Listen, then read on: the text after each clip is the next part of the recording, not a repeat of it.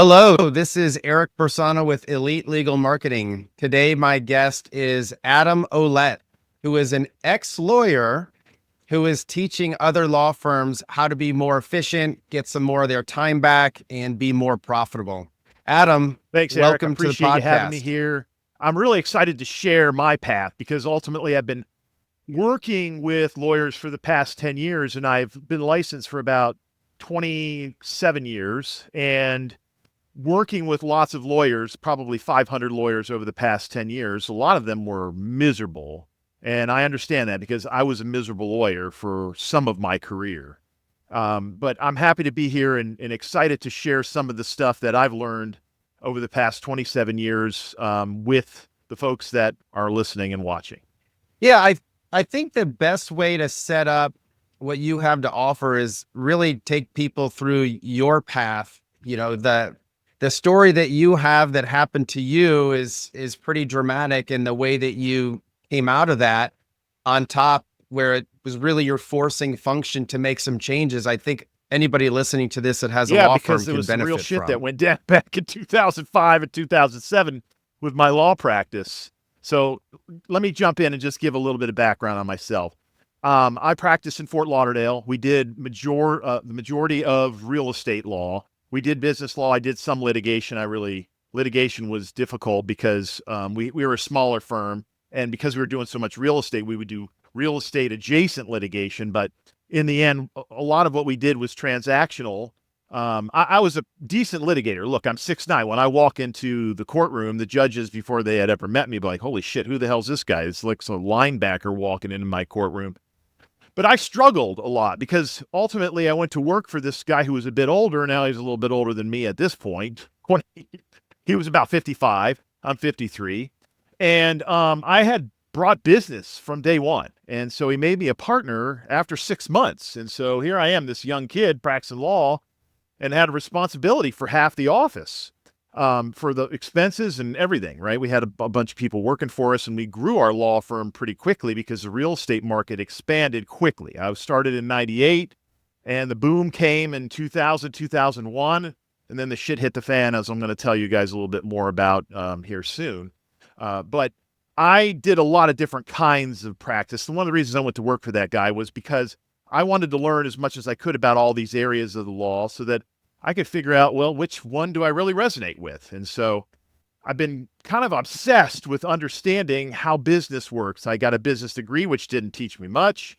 And once I got into the practice of law and became a partner, I was like obsessed with understanding all of the ways to grow a business, scale a business, but also how I could have more time, right? How I didn't want to work the 10, 12, 15-hour days that I was working. And so a big portion of what we're going to talk about today is how I went from working, let's say, an average of 12-hour days, 6 days a week to 4-hour days.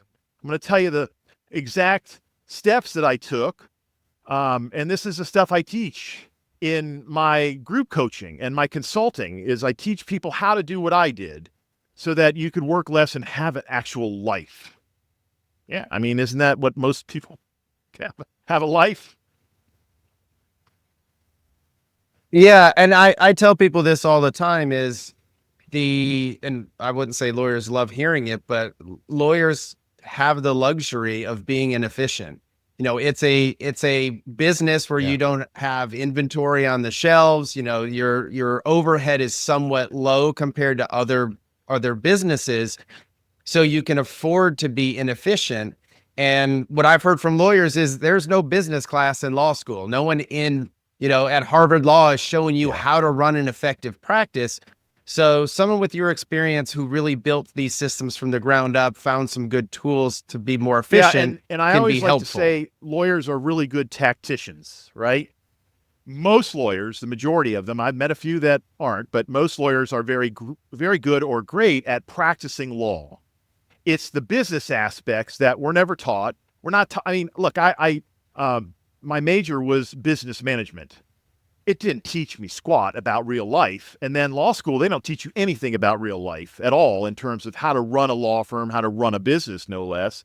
So I think this is why I was so obsessed with understanding how can I maximize my efficiency? How can I create amazing teams that do great work and then ultimately create raving fans. Because when I started creating raving fans early on, I got so much business from word of mouth. And then when I started leveraging the internet and training and campaigns and all that stuff that you guys do for people now, and Eric and I were just talking, and I was saying, man, what I would have done to been able to hire someone like Eric and his firm to help me back then when I was making a bunch of money, but I needed the help. I had to figure it out. I absolutely had to figure it out. And it's all self-taught, right? I was reading thousands and thousands of books. I had my own business coaches.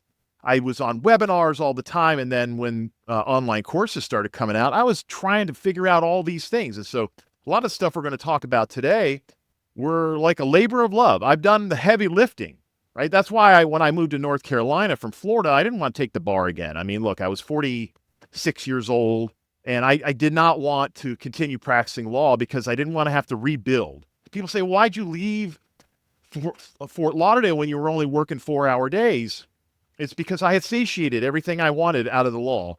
And when I moved here, I decided I need to share my expertise because I have a ton of expertise. I didn't ever have kids, right? Had a couple dogs, so what?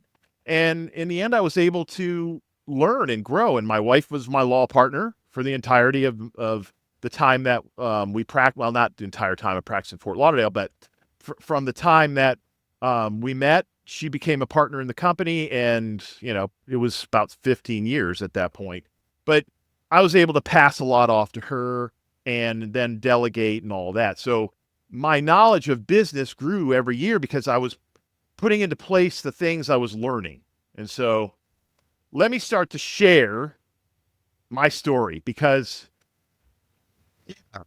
Yeah, let's jump into it. I think what you have to share is, number one, it's an interesting story, but there's some teachable moments along the way. In 2005, hurricane season was crazy, right?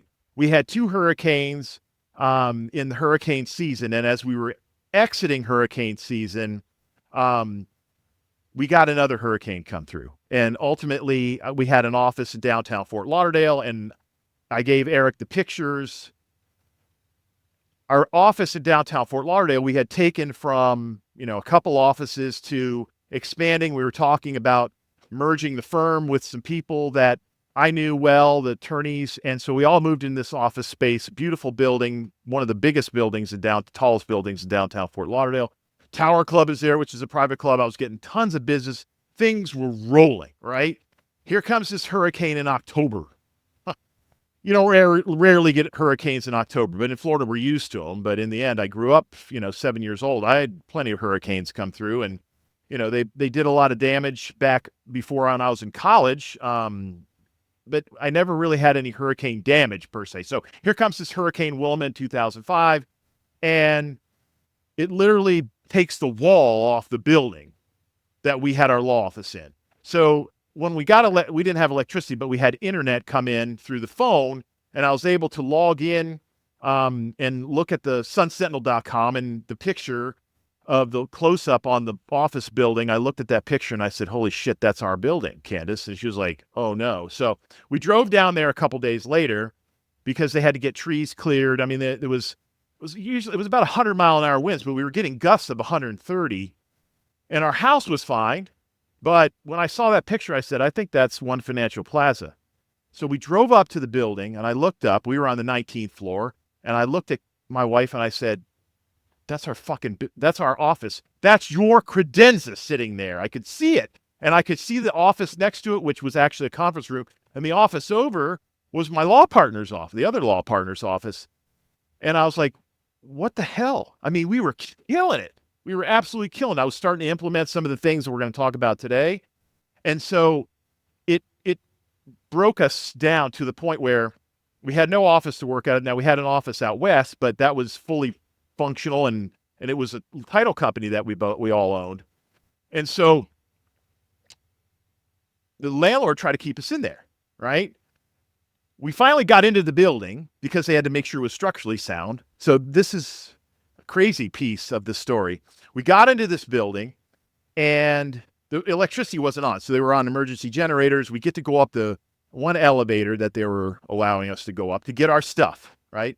The workers that started working on the building stole the computers out of the office, all that. But we're in the building and we're pulling out our diplomas and documents and files and all that because we weren't totally paper free yet. But I'm in my office and I go into my wife's office because her diploma was right on the edge. And if you're looking at this picture, if you looked at the picture, the diploma was right there where you could look down 19 floors. And so I'm pulling the diploma off, and I'm very scared of heights, even though I'm really tall. And I hear an explosion, Eric. There's an explosion, and I see smoke billowing out of the bottom of the building. And I'm like, oh my God, 9/11 had just happened 4 years before, and I'm not thinking someone's blowing up the building, but is the building going to collapse? You see the pictures of the Twin Towers collapsing because of explosions happening. 19 And you're floors, what, 10 stories up on top 19 floors. 19 floors And above so the explosion. I Yeah. grab her hand and I'm like, let's get the F out of here. We get down on the bottom, but I was shitting my pants on the way down because who knows what it is. Come to find out, there was an electrician that caused the explosion and he died, sadly. He didn't know there was a live wire and it blew up some generator plus some, I don't even know what it was, but the poor guy died and ultimately we were okay. But that whole situation was crazy. But not 2 years later, and I saw this coming, real estate, which was our main part of our niche of our business, collapsed as well. So I had an office building wall collapse, then my niche collapsed and there was no business going. There was nothing happening, right? My law partner at the time, 10 years, he was like I said, he was in his 50s at the time. We ended up splitting because he wanted to keep the old. I didn't want the old ways. I wanted to build something from the ground up, and I took no one with me other than my wife. We worked out of our house until we found a place to rent. And it was funny because I was telling her I was going to teach on this story with you on this. And she goes, that's when all this happened. And I said, what do you mean? She goes, this is when you started to really intensify and learn so much about what we did in the last 10 years of our practice together. She still practices. She's in-house for a solar firm in Tampa. But I said, I didn't ever think of it that way. But some of the stuff we're going to go through today is exactly what I was obsessed with learning. How I could take this business that was brand new again with nothing happening, with no business, and how could I build it from the ground up differently so that I could work less. And at first I didn't work less. I had to work a lot more. But people that are established that don't have these collapses in their building and their niche could take a lot of these principles and implement them. And my goal was to work a lot less, right? And so I had this idea that, well, what could I work 4-hour days? So I reverse engineered it. I reverse engineered working 4-hour days. How could I do that?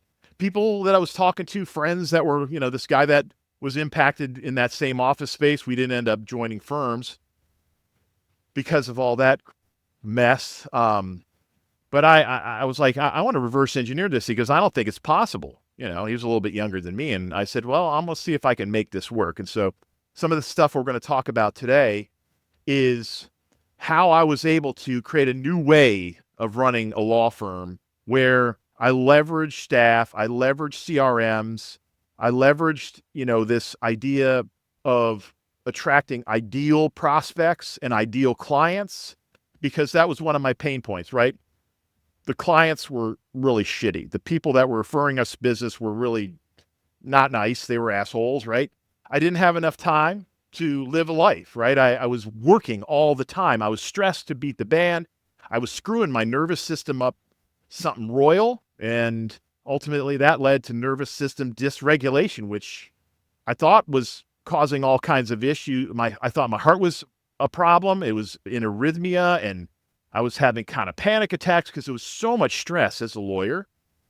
And in the end, I figured out how to have less stress, work less, continue to bring in more and more business, and set the business up so that, let's say I died tomorrow or I couldn't work, because couple years up and down where my nervous system was so screwed up and the doctors had no idea what it was, that I couldn't work. And so I wanted to figure out how the business could run without me if I wanted to go off and play or golf or whatever. And then I was writing a book, and I wrote that book, I don't know, 12 years ago. That was my first book. I've got some, yeah. Yeah. Well, let's start there, because you just identified something that I think a lot of attorneys out there that it would resonate with a lot of them. Number one, someone who is, say, working at a firm right now, they're putting in a ton of hours and they've always wanted to start their own firm, knowing, what these first couple steps are. And the other thing that you said that I think is becoming more and more popular now is how to build a law firm that can run on its own, for one of two reasons. One, a lot more free time, but two, a lot more law firms are putting themselves up for sale these days.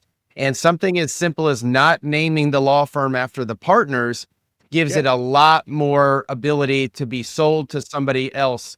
So let's walk through the steps that you laid down as a foundation, how you built this process out that can be very repeatable. What I'm going to walk you through right now is the first 6 months of my group coaching, because when I sat down to build this out, I looked at all the common problems that I had, that I solved, but also all these people that I'm working with. What are the commonalities here? And so when I looked at what do I want to teach people, right? I do the consulting one-to-one. I have limited slots for that. So I figured, let me open up this group coaching so that people can watch videos. And so what steps I'm going to go through with you here are the first 6 months of the group coaching, because these are the steps that I followed. So the first step that I created was, what do I want? How do I want the firm to look? What are my goals? How much money do I want to make personally? How much money do I want to bring into the firm? Because ultimately, we had nothing going on. We had no office, right?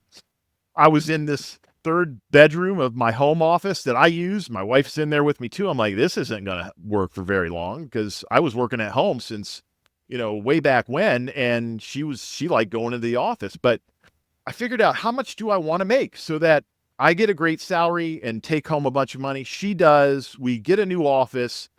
And so I set goals, set intentions, and I set a lofty intention that I thought was almost unattainable for the amount of money I wanted. But 3 months later, here it comes.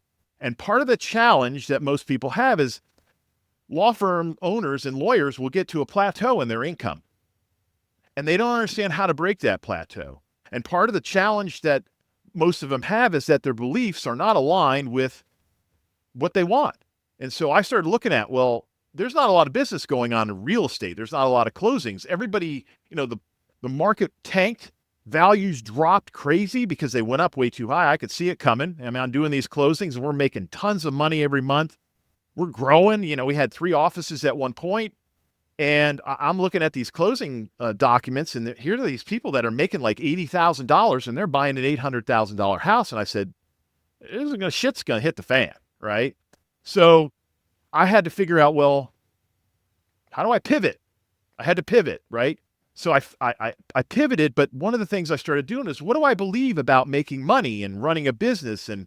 And I started to understand I had a lot of these limiting beliefs. So the goals I set were set up so that they could push me a little bit out of my comfort zone, so that I could shift my beliefs about things. Because, there's a lot of stuff out there around beliefs create your reality. Well, they did. And so one of the things I believed about that market was not a lot of business happening. As soon as I started looking at what was possible for us and pivoting, things started opening up. And so it's real important to figure out what you want in all areas. How much free time do you want? What kind of office do you want to scale? Do you want to, leverage CRMs? Every lawyer, every law firm should leverage systemization and automation and delegation. Those are the 3, right? I mean, that's like the pyramid of things that every lawyer should look at and implement. So once you figure out what you want, one of the biggest things for me was I wanted more free time, because I had been working crazy hours. And so I backed up into that. I needed to figure out how to work smarter. I had to, because if I wasn't smart with the way I was looking at things and planning, I found the book Getting Things Done like early on in my law career. And then Atomic Habits is like an evolutionary step from that. Those 2 books changed my life, but I started to embrace technology. And then this was 2007. Technology has evolved massively. CRMs, doc prep, all of these things, they existed then. And I had moved to a paperless office, but there's just so much more evolved now. And if you really understand that CRMs, if you automate, which basically is figure out how to use the CRM to communicate with prospective clients, to onboard them, to keep in touch with them, you got to have that personal touch too, right? I mean, that's a given. But if you can leverage that CRM to do a lot of things on autopilot, great. You do that because you'll work less, And then bringing in systemization. Systemization is something I learned from the E-Myth book, which is basically looking at everything you do, every single thing you do, you and your team on a file. And we did that. About 10 of us sat down on my team around 2010 and we systematized everything. Then how can we leverage the CRM to do some of these things? But we made a lot of it required, right? When the file first comes in, if we get a real estate closing, someone gets on the phone and the person's name was on this stuff. And we created checklists across the board that we just followed. Once one thing gets checked off, then the next thing has a deadline. And the systemization helped so much to the point that I was able to start backing off from about 10-hour days to 8-hour days, and then delegation. Who's best to do the stuff you don't like to do? There's an exercise I do in the coaching. It's love, like, hate. What do I love doing? Well, when I started focusing on the stuff I love doing and the stuff that I was best at, I got so much more of it done because there wasn't all this grind happening to me every day, like all the bullshit with bookkeeping and all this. And so we started looking at who is best to handle this and who is best at handling the thing that they like to do. So I had this staff and we started saying, okay, well, you're going to handle this now. And then some of the stuff I like doing, yeah, I did some of that, but the stuff I hated, delegated it. I hired people to handle some of that stuff. So when you start, yeah, please.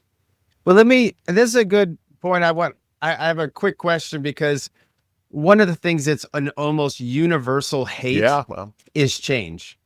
And I think the only reason this worked is because you were that change agent. This was your business and this was something you were passionate about doing.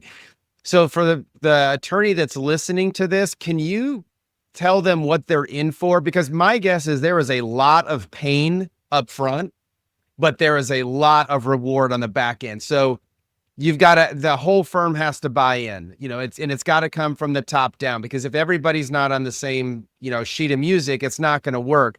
So what type of pain process are they in? Can you tell maybe some details of the things that are going to be really tough in the beginning and how long it's going to take to get there? The pain is self-imposed first and foremost. Okay.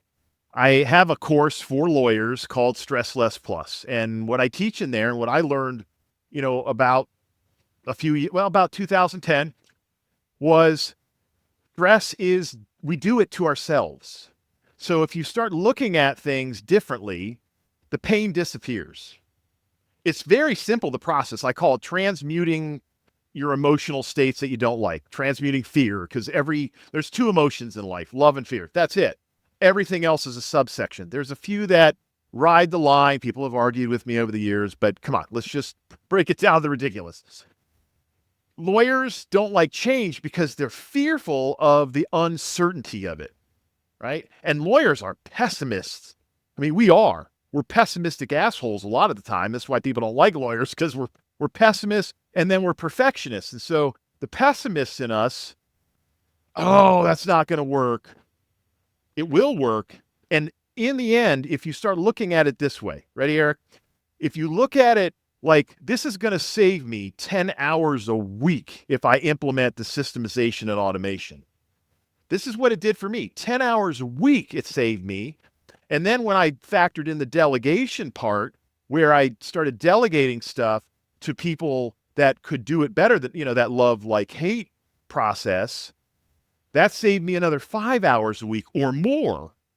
And it was built in so that there was a structure to it all. So if you always take a look at the end result, and the end result is saving you time to go out and be with the ones you love, to do stuff, your hobbies that you never get to, because most law firm owners, they're spending 30, 40% of their time on administrative tasks.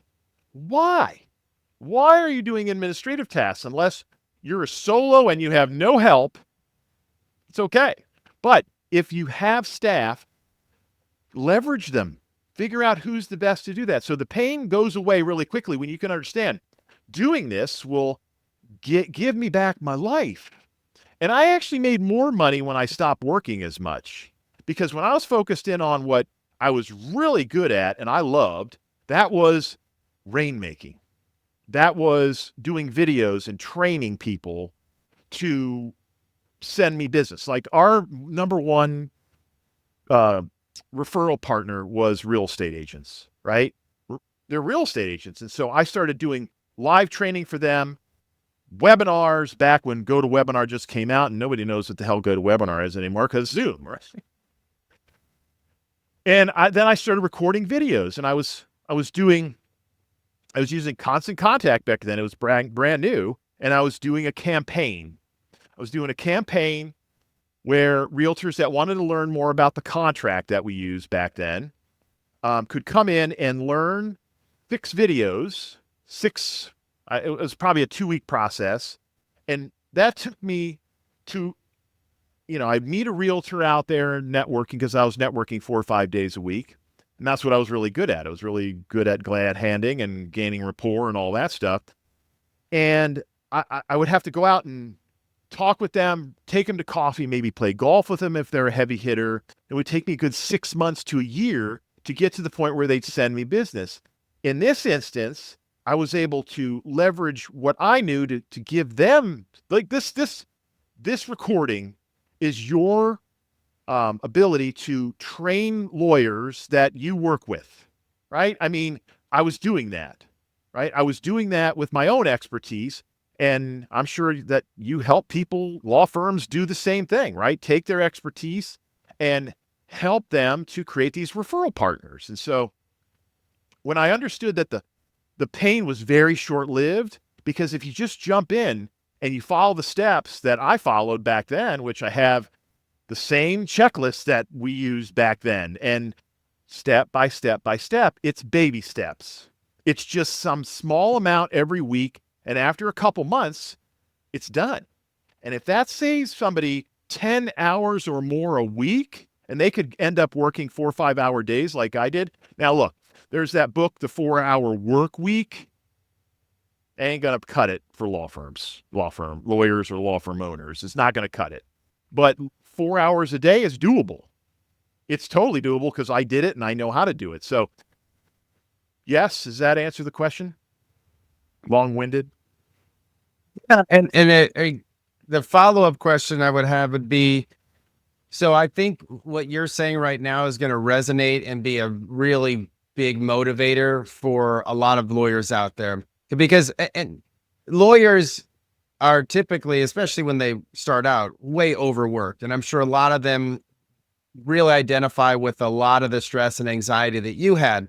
Now, I also assume that your program is going to work for the person who says, I'm happy to work 12-hour days. I just want to make 4x of what I could. So I assume this program would work for them too, meaning, hey, you could come in 4 hours a day and be successful and make more money. But if you apply some of these other things, you can also grow exponentially if that's really where your goals are. I don't know anybody that wants to work 12-hour days, but some of the younger guys, maybe. I was okay with it. But when you hit a wall, if you really love what you do, it's not work.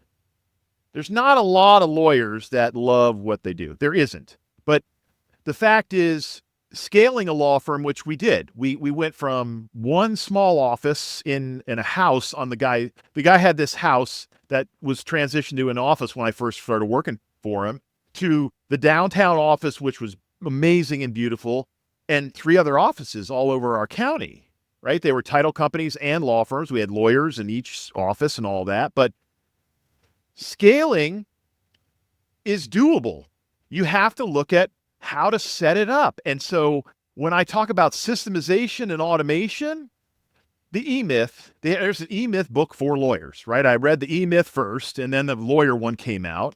And ultimately he talks about in that book, and there was two other lawyers that wrote the book with him for lawyers.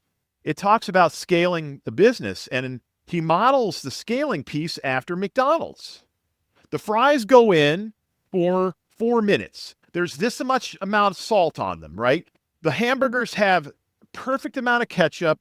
The buns, everything is similar, tastes the same. And so that's how you would do your best to set a law firm up so that you can scale it, work less. And the key is training your staff, right? And yes, they've got to buy in. They've got to buy in. But in the end, if they're doing more of the work they love and or like, their lives are going to be better. And so to scale a firm, you have to really look at what you want to do and how much you want to work. But then building the ideal team is so important, because there's some people through this, like the process that I went through, I had to let go of a couple people. They were never going to fit in this system. They weren't the type of personalities that I needed. And so I looked at the ideal characteristics of who I wanted in those chairs, right? Because when you systematize, you're looking at who's going to fit well where, and getting their input. What do they like to do? What do they love to do? And having them do more of that. Because if you have staff and a team that does a lot of what they're really good at and they enjoy, it's golden handcuffs all the way. Golden handcuffs all the way. And then the other piece of that puzzle of the question you just asked is, who is the type of prospect that I want to attract? Who are they? What do they represent?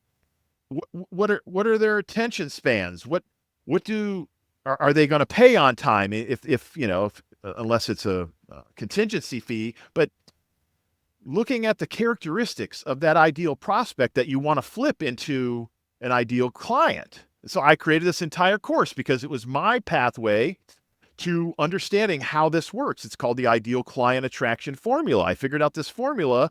How do I attract these people? And ultimately, they're going to use your company to find the people, right? I mean, they're going to leverage their expertise. They're going to build campaigns, their website.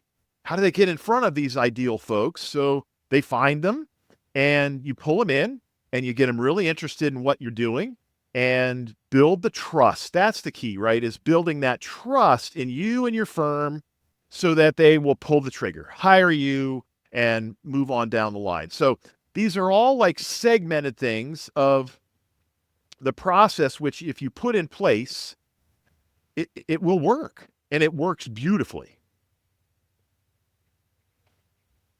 And can you explain now the course? So is it one set course where somebody comes in, you've got your day one training, they've got consultations with you, they have access to the videos. If someone was thinking about doing this to wrap their mind around it, what are they in for? When are they able to start implementing these things? Or, is it day one, or do they have to go through 2 months of training and really understand how to implement it to their It depends on firm the and their track that practice? they want to take. So there's a group coaching. They start with month one, which is basically, what are your goals? What do you want? How much time do you want to spend practicing law? Where are your weak points? The love, like, hate type work. And it builds on itself. But as far as the consulting, if they work with me one-to-one, they're going to get these videos dripped out, but they'll also have access, depending on what they choose, to a lot of these other courses I have, like the Ideal Client Attraction Formula. So when I meet with them I do a free consultation right now, I meet with them and I figure out through a questionnaire, and then my talks with them, what is it that you most want to do? What's your goal, right? So if it is that guy that likes 12-hour days and they want to scale and they want to grow, fine. Then here's the information you need, and here's what we're going to go through. So one of the things that I've always liked leveraging is video training, so that I don't need to spend a ton of time on the call with them. They can learn through the videos, and I can put them onto the videos that will help them immediately if I'm working with them one-to-one. Now, as far as the group coaching aspect, they're getting dripped out every month. They could be on the group coaching calls where they can ask a question every month. And then there's a mastermind group as well, so that they can get in there and talk to other people. And I'm just starting to roll all this out, which was beautiful timing for us talking about all this, because in the end, if someone can't afford the one-to-one coaching and I only have a certain number of those clients, then they can go through. And when I say baby steps, there's a term called Kaizen, right? It's a Japanese term, and there's been books written on it. And Kaizen was one of the principles that Honda and Toyota used to kick the American car manufacturers' ass back in the day, because American cars sucked back when I was growing up. And I remember my first car was a Camaro, and it broke down like every few months, and it didn't have that many miles on it. And here's these little Mitsubishis running around, and they got 150,000 miles, or Toyotas and all that. But Kaizen is implementing small changes. And when you implement small changes over time, they grow into massive shifts. And so to me, lawyers are overworked. And if you do small amounts of work on you, because this is really about the lawyer themselves, right? Do work on yourself and then implement these processes in the firm. If you do small amounts of work every month, in a year, massive change is possible and can happen. And it's too much to ask lawyers to jump in head first. Like, I have a friend who, she was a lawyer. She now works for Smokeball, and she works with medium-sized firms, right? And I said, what's your biggest challenge? She goes, these law firm owners won't do the work it takes to implement this software. So, right? That was the question you asked before. The pain they think they're going to experience is short-lived. And that's when I told her, I said, they need to see the bottom line of how much time they're going to save. And you know, that if they take small steps every day and every week, even if it's just a couple times a week, big change is possible. Totally possible. And that's the only way people are going to affect change. And so I know change is bad to most lawyers, but change is the way to grow and how to live a life as a lawyer that is ideal. I mean, we started this whole video and conversation on the idea that we're not taught this stuff. None of the stuff we talked about today, we ever have an inkling or a glimpse of in any school. That's kind of why I created what I call Esquire Academy. That's my company. It's for what you don't learn in college or law school or life, truly. Yeah, and I think having lived through it, having worn the attorney hat and then the business consultant hat for attorneys, there's a lot of validity to what you've done, and you've put it in practice over and over and over with your consulting. So for someone who's listening to this, I mean, if someone's listening to this and they've gotten this far and they're motivated to make the changes, how would they get a hold of you to either find out more or sign up for one of the I've got classes a or resource seminars that you do? page on adam.law. Very simple, right? And the resource page is for law firm owners. So if you're a law firm owner, there's like 4 or 5 videos that are right there. You don't have to wait days and days. Here's 4 videos: how to scale, how to work less, you know, and then I have a training. If you sign up for the resource page, there's how to work 4-hour days, the basics, and that they can get from there as well. Once they sign up, there'll be a link, and I do that training usually once a month. If they're just a lawyer in a firm and they want to grow, EsquireAcademy.com is where they would go for that. Like, I segregated it out for law firm owners. Here's specific information for you. And then any type of regular lawyer that wants to understand, you know, maybe how to open their own law firm. There's a course I have for that. And that's all in Esquire Academy. And there's kind of a cool video series I have on that. It's called The Tale of Two Attorneys. And it's about my life from pre-hurricane to post-hurricane, and how my life really opened up for the last, 15 years of the time I practiced law. So. Well, Adam, thanks for sharing your story and the value you can provide. I'd encourage anybody to go to either of those 2 resources to check Eric, it out. I appreciate the opportunity, and thank you for allowing me to share my message and my story.